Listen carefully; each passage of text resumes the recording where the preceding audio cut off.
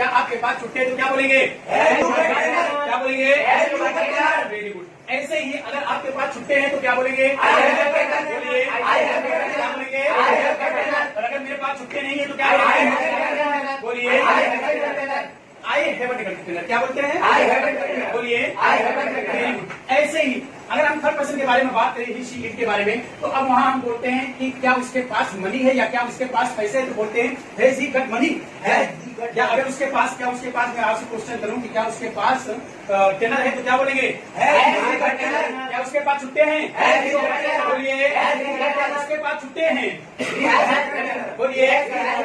उसके पास छुट्टे नहीं है बट मेरे पास है। क्या बोलेंगे? क्या बोलेंगे?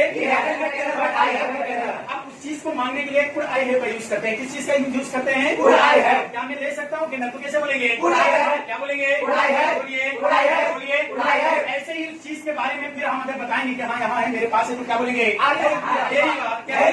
बोलिए।